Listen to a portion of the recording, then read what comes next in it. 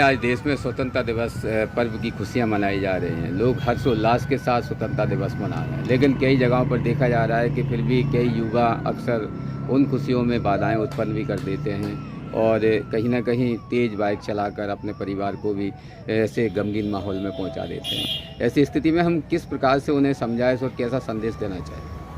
सर्वप्रथम आपको स्वतंत्रता दिवस की बहुत बहुत शुभकामनाएं सभी देशवासियों को, सभी भिंडवासियों को। स्वतंत्रता वास्तव में एक बहुमूल्य उपहार है हम सबके लिए, और स्वतंत्रता का पर्व मनाना सबके लिए बहुत ही आनंददायी होता है, बहुत उत्साहवर्धक होता है। लेकिन उत्साह के साथ साथ हमें ये भी ध्यान रखना है कि हमें अपना होश नहीं खोना, क्योंकि अगर हमने जोश में अगर अपना होश खो दिया तो फिर दुर्घटनाग्रस्त हो जाते हैं, कई बार अनहोनी हो जाती है।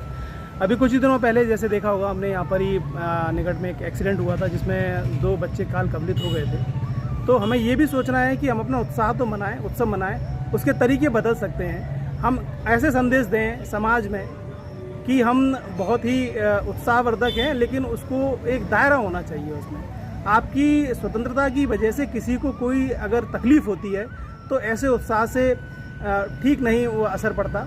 तो हमें ये सोचना चाहिए कि हम जोश में तो रहें, लेकिन अपना होश भी देखें, जिससे कि दूसरों को परेशानी ना हो, हम भी सुरक्षित रहें। वास्तव में यही स्वतंत्रता का उत्सव का मनाने का तरीका होना चाहिए। विशेष आदर्श शहर को बनाने के लिए हमें किस प्रकार की पहल रखना है? देखिए, स्वतंत्रता दिवस पर हर साल जैसे स्वतंत्रता दिवस आता है तो हमें कुछ ना कुछ संकल्प लेना चाहिए। जैसे कि हर बार देश की भी एक एक लिम्बो होता है, लोगो होता है, मोटो होता है। तो हमें अपने देश के लिए, हम अपने खुद के लिए, अपने समाज के लिए, अपने ज़िले के लिए कुछ ना कुछ अपने दायित्व भी निर्वहन करना चाहिए। हमें बढ़ते अपराधों पर थोड़ा सा अंकुश लगाना चाहिए। हमें नशे पर, जो युवा पीढ़ी ज़्यादातर नशे की ओर जा रही है, उस पर थोड़ा सा अंकुश लगाना चाहिए। हमें जहाँ भी ऐसी स्थितियाँ दिखें हमें उस पर कंट्रोल करना चाहिए। कुछ ऐसी घटनाएं भी हो जाती हैं महिलाओं के साथ, अपनी बच्चियों के साथ, उन पर भी विशेष ध्यान रखना है। हमें नैतिक रूप से चरित्रवान बनना है, मूल्यवान बनना है।